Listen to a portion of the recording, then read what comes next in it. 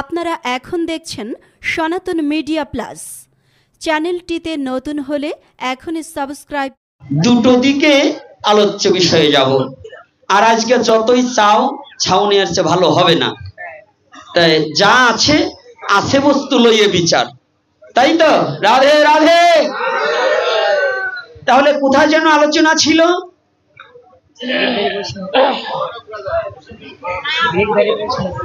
হ্যাঁ, বৈষ্ণব। আরে যাতে মাতা লইলে কি হবে, তাহলে ঠিক আছে।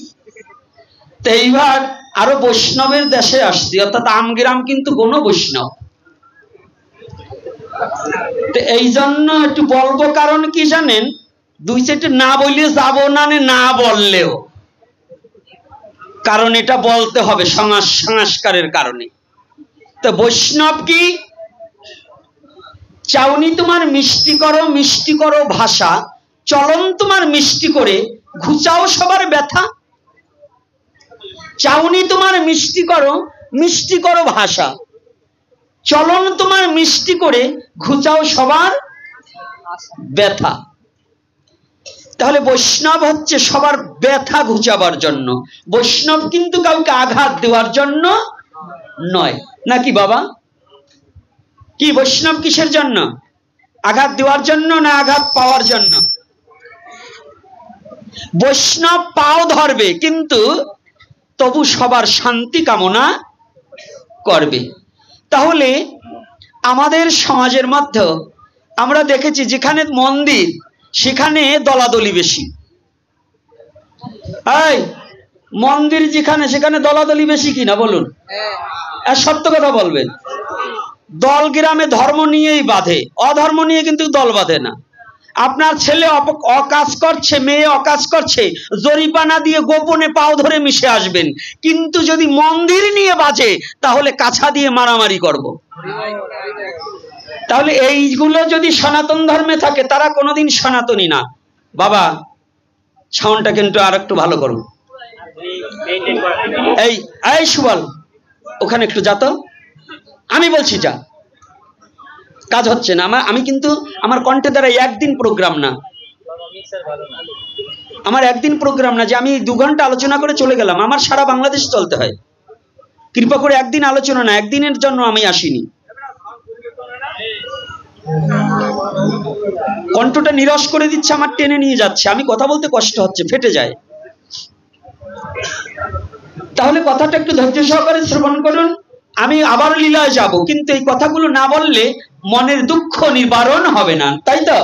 মনে দুঃখ আছে কিনা? এরকম হয় কিনা বলুন? তাহলে আমাদের যারা ধর্মপথে গমনাগমন করেছি, বৈষ্ণব কিন্তু শুধু মালা তিলকে নয়, মালা তিলক ছাড়াও বৈষ্ণব হওয়া যায়। মালা তিলক কিন্তু বৈষ্ণব নয়, এটা বৈষ্ণবের একটা পোশাক। যেমন ছেলে মেয়ে কলেজ কিংবা স্কুলে গেলে পরে ইউনিফর্ম কিন্তু ছাত্র নয়, তবে ওই স্কুলে ভর্তি হতে হলে ইউনিফর্ম পরতে হয়। তো চৈতন্যদেবের কলেজে যেতে হলে মালা তিলক ধারণ করতে হয়, এটা হচ্ছে আমাদের পোশাক। কিন্তু মালা তিলক পরলেই বৈষ্ণব হওয়া যায় না, যদি তার স্বভাব পরিবর্তন না করা। রাধে রাধে। কি কষ্ট পাচ্ছেন না তো বৈষ্ণব কর্তারা? কি সাধু বাবা কষ্ট পাচ্ছেন নাকি? এখনো তো কিছু বলবে না, যাওয়ার পরে 2 গাল দেবেন, আর সে সময় আমি শুনবো না, ভয় নাই। তো এইবার দেখুন, মালা তিলকের ওই স্কুলে ভর্তি হলে যেমন ইউনিফর্মের প্রয়োজন, চৈতন্যদেবের কলেজে ভর্তি হলে মালা তিলকেরও প্রয়োজন। তবে মালা তিলক পড়লেই আপনি সাধু নয়। তবে কি, যদি আপনার ভিতরের অসার দূরীভূত হয়ে যদি শুদ্ধ প্রেম ভক্তি সার উদয় না হয়, তাহলে মালা তিলক পড়লেও আপনি সাধু হতে পারবেন। কি বাবা, না মিথ্যা?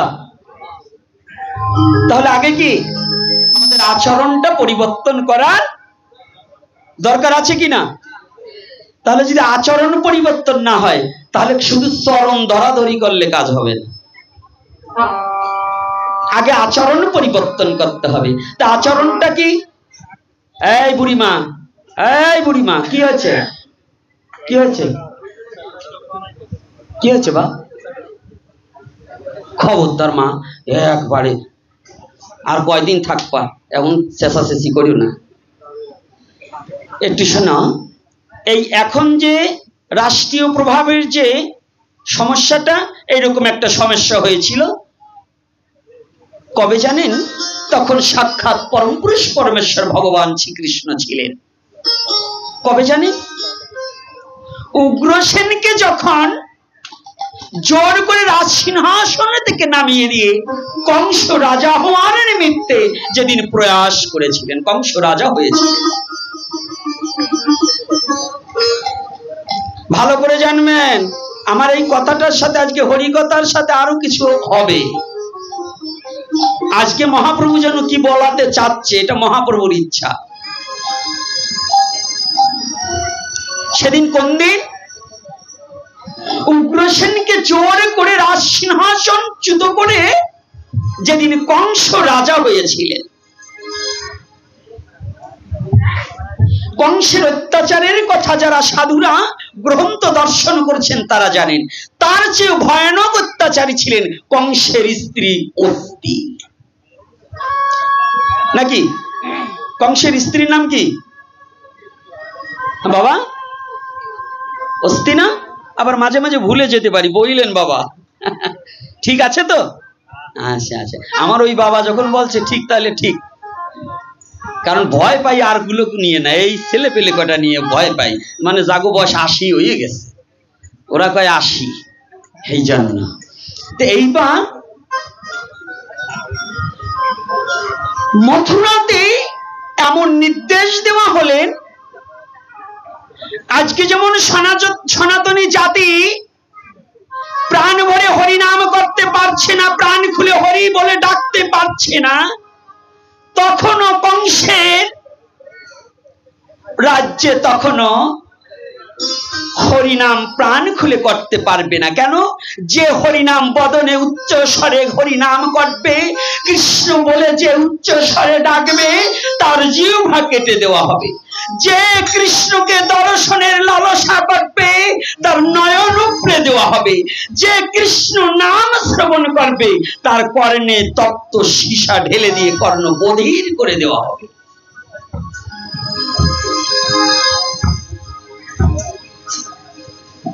কংসের অত্যাচারে কংসালয় থেকে, কংসের রাজ্য থেকে অনেক কৃষ্ণ ভক্ত দূরে পালিয়ে গেলেন। এই যুব সমাজ, ভালো করে কথাটা শুনতে হবে। আজকে এই কথাটা শুনলে বাবা তোমাদের লাভ হবে। আজকে এই হরিকথার মধ্য দিয়ে আমার সনাতনী চেতনা ফিরে আসবে। এই হরিকথার মধ্য দিয়ে তুমি তোমাকে জানতে পারবে। এই হরিকথার মধ্য দিয়ে ভগবান কৃষ্ণকে, তাকেও তুমি চিনতে পারবে এবং জানতে পারবে। এই এজন্যই হরিকথার আয়োজন করা।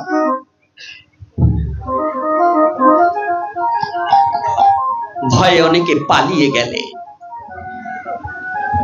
অত্যাচারে হরিনাম করতে পারছে না, পালিয়ে গেলে। কিন্তু কংসের রাজ্যে এমন এক অনুরাগী ভক্ত রয়ে গেলেন যে বললেন, প্রভু আমি জানি যেখানে অত্যাচার হয় তুমি আজ না হয় কাল, কাল না হয় পরশু তুমি একদিন ফিরে আসবেই আসবে। যেখানে যত অত্যাচার হয়েছে,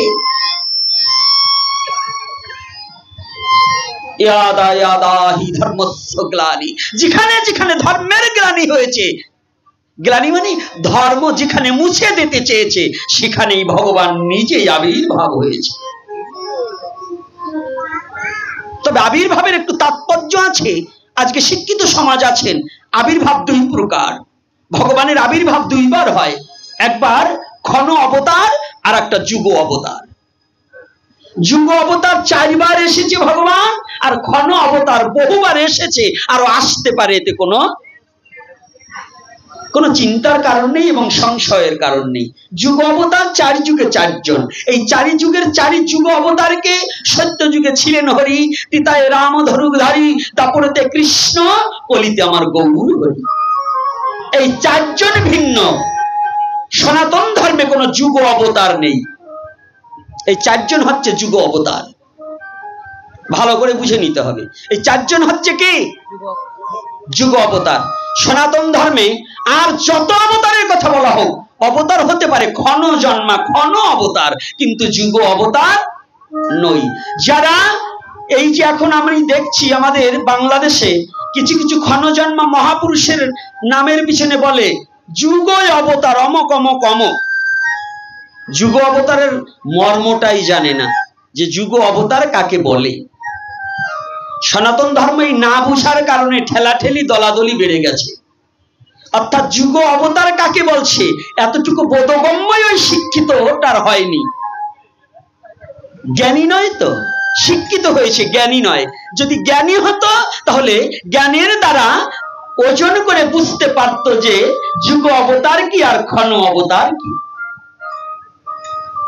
এক সত্য যুগেই অনেক অবতার হয়েছে। এই পিছনেই মাল কয়টা কারালে পাওয়ার বেশি হয়ে গেছে নাকি? তাহলে এইখানে আসো।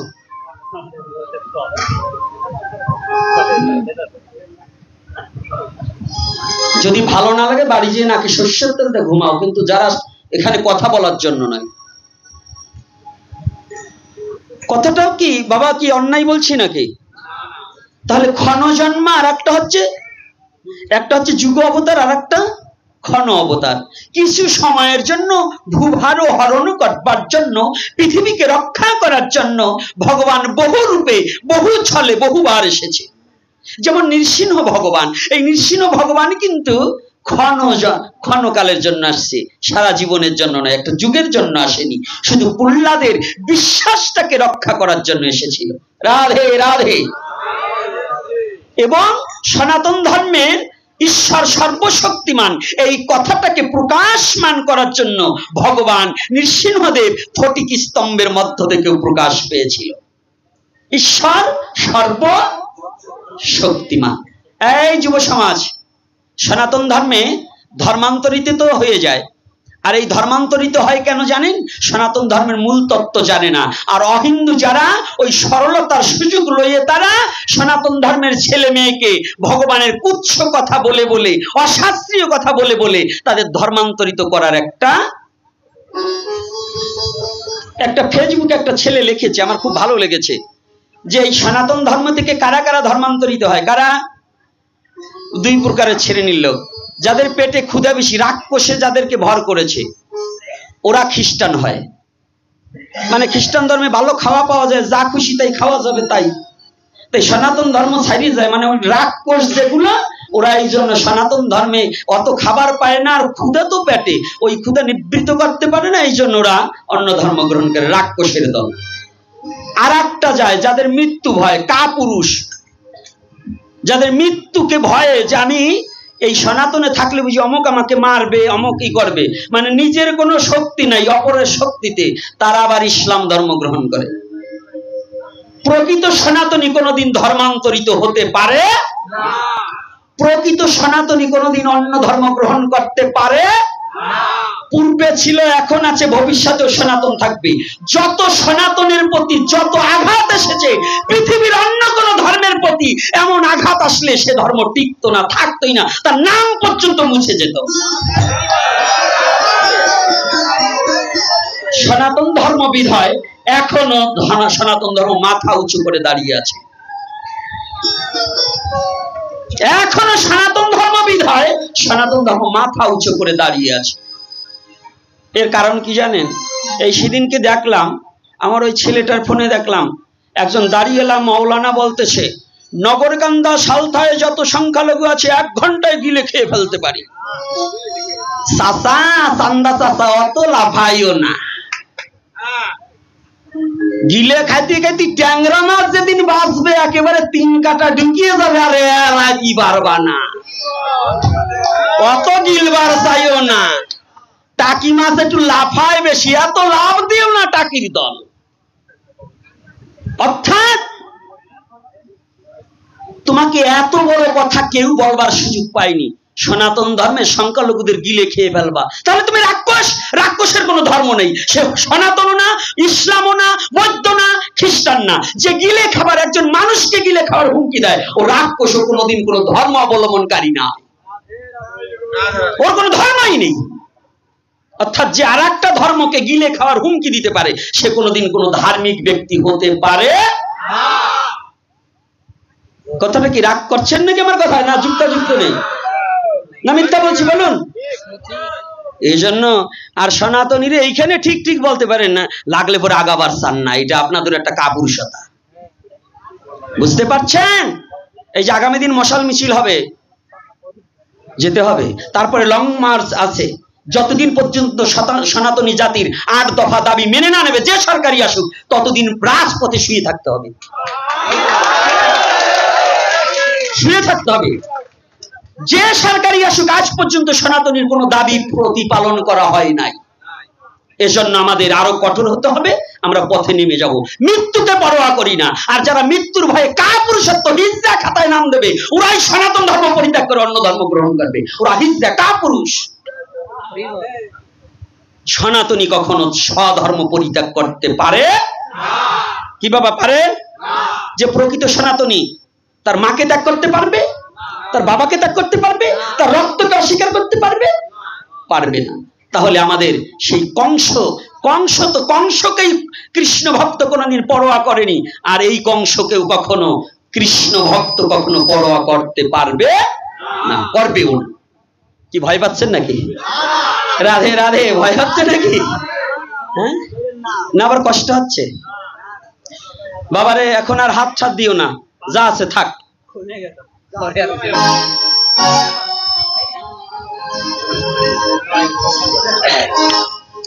এইবার কি করেছে একজন অনুরাগী ভক্ত, যে বলছে প্রভু জানি তুমি নিশ্চয়ই আসিবে।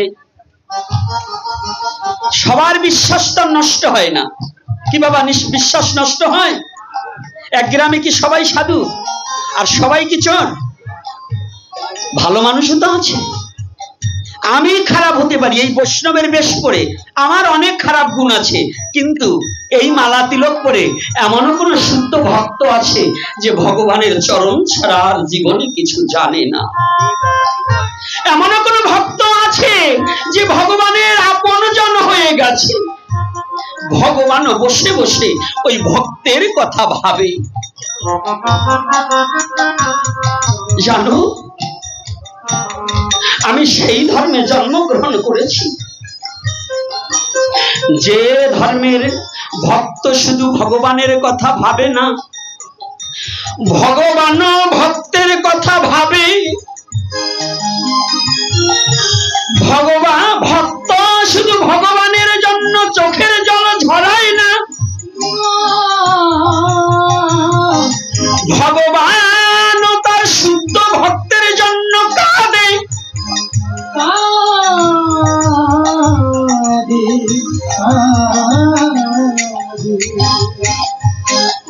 কথাটা কি বোঝা যাচ্ছে? রাধে রাধে। তাহলে আমি সেই ধর্মের সৈনিক। কোন ধর্মের? সনাতনী সৈনিক, যে ধর্মে ভগবান ও ভক্তের জন্য কাঁদে, ভগবান ও ভক্তকে ডাকে।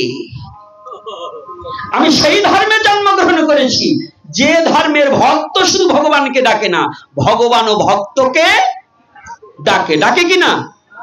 ডাকে তো? বিশ্বাস আছে তো? রাধে। কাদের কাদের বিশ্বাস আছে হাত তুলুন। রাধে। তাহলে বিশ্বাস আছে, ভগবান ও ভক্তকে ডাকে। সেটাই কলির যুগেই শ্রীমান গৌর হরি অনন্ত কোটি জীবকে ডাকছে, আয় ছুটে আয়। এটাকে গৌর হরি ডাকছে না? তাহলে ভগবান ও ভক্তকে ডাকে কিনা? আচ্ছা, তাহলে এইবার একজন অনুরাগী ভক্ত বলছে, প্রভু আমি জানি আমি আজ এই মথুরাকে পরিত্যাগ করে যাব না, আমি মথুরাকে পরিত্যাগ করে কোথাও যাব না। আজকে আমি কি করব জানো? আমি শুনেছি, তোমাকে চোখে দেখিনি, তবে জানো প্রভু, আজ আমি শুধু প্রাণ ভরে তোমার নাম করব। নামার নামে যদি এক হয়ে থাকে, নাম ধরে ডাকতে ডাকতে যদি কোনোদিন নামের দেখা পায়, তবে সেদিন ওই নামের চরণে দেহখানা নৈবেদ্য করে লুটিয়ে দেব। তুমি করুণা করে একটিবার গ্রহণ করো প্রভু।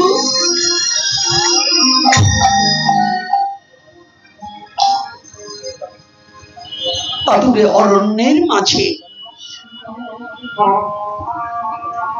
তার সহধর্মিনীকে নিয়ে বলছে, চলো প্রিয়, আমরা অদূরে অরণ্যের মাঝে দুজনে মিলেমিশে একটু ভগবানকে স্মরণ করত।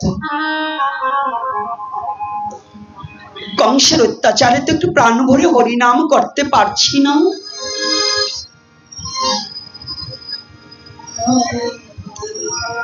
এদিকে কংস খুব আনন্দ পাচ্ছে, আমার রাজ্যে একটাও আর কৃষ্ণ ভক্ত নেই।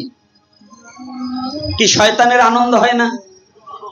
রাধে রাধে, কি শয়তানগুলোর আনন্দ হয় কিনা দেখেন না?